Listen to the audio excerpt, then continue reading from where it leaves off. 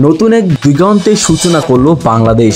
বাংলাদেশে এবার চালু হলো স্যাটেলাইট ইন্টারনেট সার্ভিস স্টারলিংক। দ্রুত ইন্টারনেট পৌঁছাবে এখন খুব সহজেই, কিন্তু প্রশ্ন হলো এর খরচ কত, কিভাবে আপনি ব্যবহার করতে পারবেন। চলুন জেনে আসি বিস্তারিত।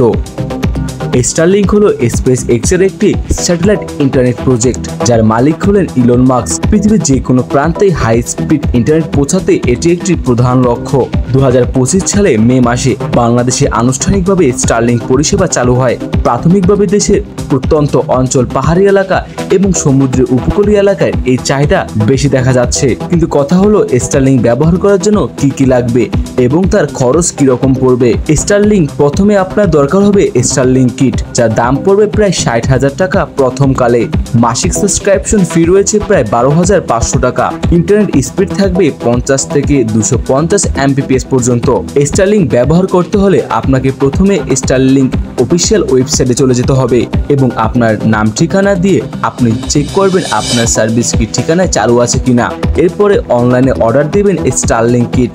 সেট আপ করা খুব সহজ, শুধু কিটটিকে খুলে জায়গায় বসিয়ে অ্যাপের সাহায্যে কানেকশন চালু করবেন, আর তাতেই আপনার স্টারলিংক নেটওয়ার্ক চালু হয়ে যাবে। যারা শহরের বাইরে থাকেন এবং আপনাদের নেটওয়ার্ক অনেক স্লো, তাদের জন্য স্টারলিংক হতে পারে অসাধারণ এক সমাধান। এছাড়া দূরবর্তী school, NGO, research farm, ফিশারিং boat, এসব ক্ষেত্রে দারুণ উপকারী হবে এই সার্ভিস। স্টারলিংক বাংলাদেশে ইন্টারনেট দুনিয়ার নতুন এক সূচনা করলো। যদিও তুলনামূলকভাবে এর খরচ অনেকটাই বেশি, তবে যাদের জরুরি তাদের জন্য হতে পারে গেম চেঞ্জার। স্টারলিংক সম্পর্কে আপনার মতামত কি, অবশ্যই কমেন্ট বক্সে জানাবেন। আর আমাদের চ্যানেলটি সাবস্ক্রাইব করে পাশে থাকা বেল আইকনে অলে প্রেস করে দিবেন।